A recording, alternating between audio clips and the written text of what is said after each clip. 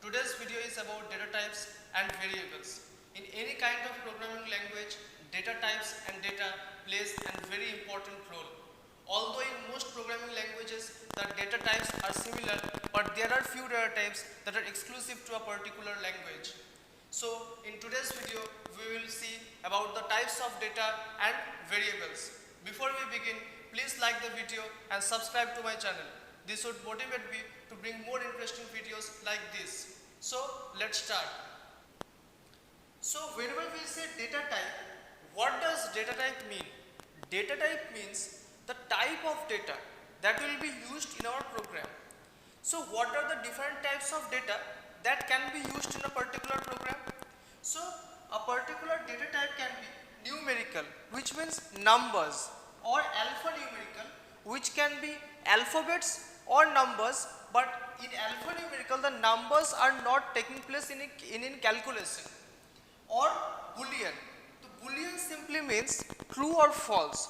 So basically these are the three main categories of data that are used in a program for carrying out different functions.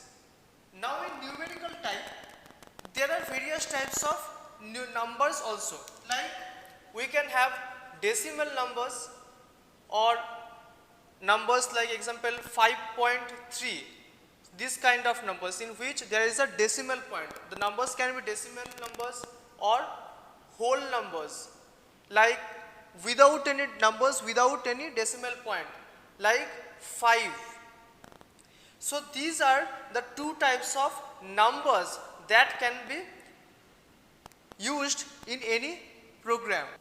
We have seen that data types can be numeric, alphanumeric or boolean. But at the first stage, data types in programming languages are classified as primitive and non-primitive. So what does primitive mean and non-primitive mean? Primitive simply means the data types that are already defined in the programming language, that is already present in the programming language. But non-primitive data types are not defined in the programming language. The non-primitive data types are also sometimes called as user-defined data types. So in primitive data type there are numeric types, alphanumerical types and boolean types, as we have seen previously. So now let's understand the numeric, alphanumeric and boolean data types that are present in a programming language. There are four types of non-decimal numerical data types: byte, short, int and long, out of which byte is the smallest of all the four. So the size of byte is 8 bits, size of short is 16 bits, size of int is 32 bits and long is 64 bits.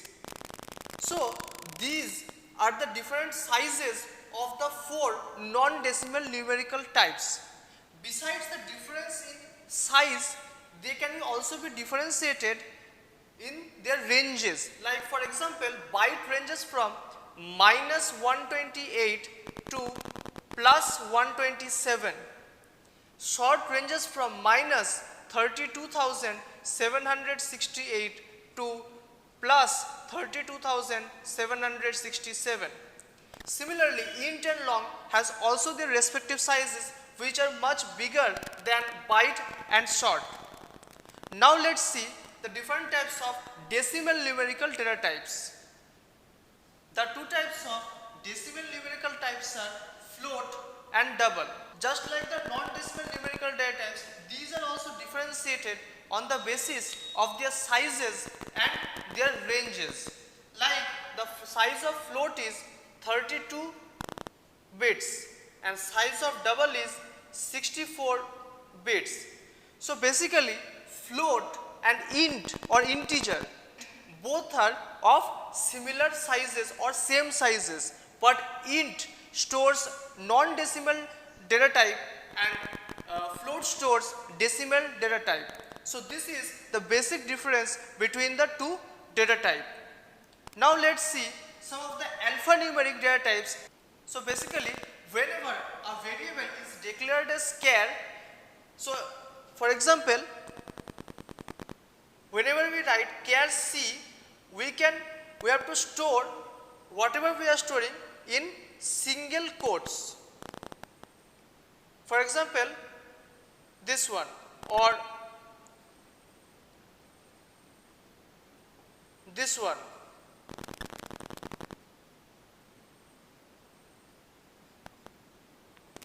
You must be wondering that a char variable only stores a single character.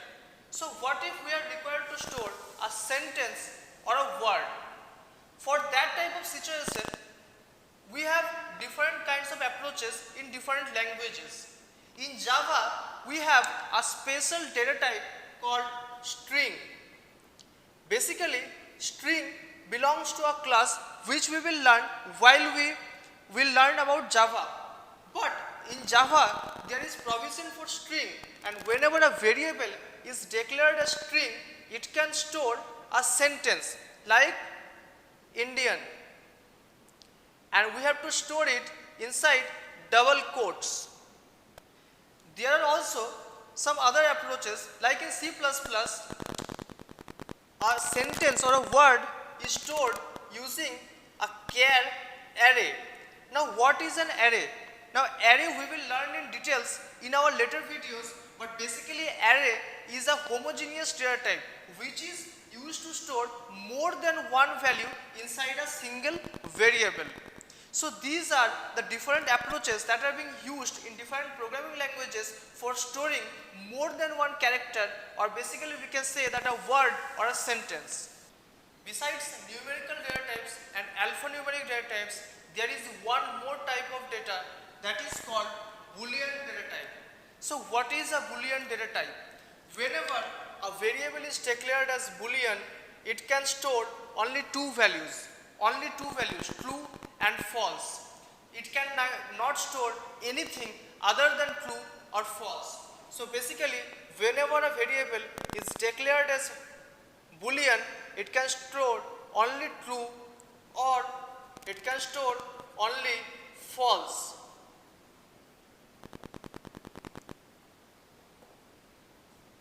There are several uses of Boolean data type which we will learn while we will learn programming.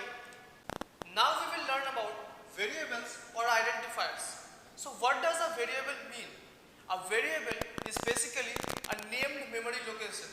We will understand this with an example. Whenever we declare a variable, for example, we are declaring an integer type of variable a. So whenever we declare a variable, in the memory, a block is occupied, a memory block is occupied, and this memory block is being named as A. So whenever in the program we refer to A, basically we refer to this memory location which is named as A.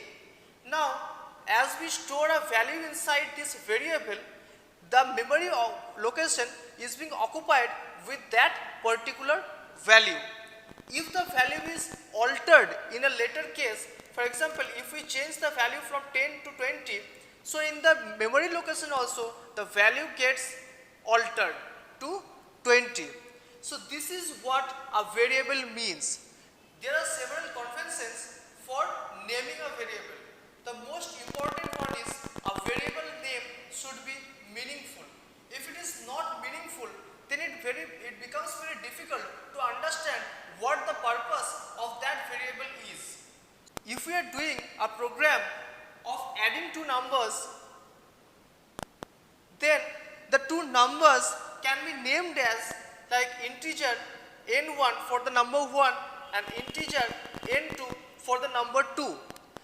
Basically we can name anything a variable, but the name should be meaningful.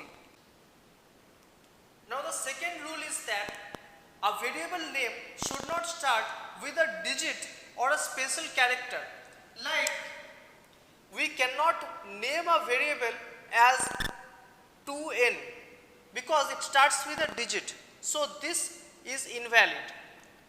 Similarly, we cannot also name a variable as @a because it starts with a special character. So this one is also invalid. Only one special character is allowed to start a variable with, and that is underscore. For example, we can write underscore b. This one is valid. One more rule for naming a variable is that we cannot use a space between our variable name. For example, if we are creating a variable named your name, this one is not possible. A variable name cannot have space in between. So what if we want to create a variable named your name? In that case, we can write it like this, your underscore name. This one is valid, but we cannot have space between the variable name.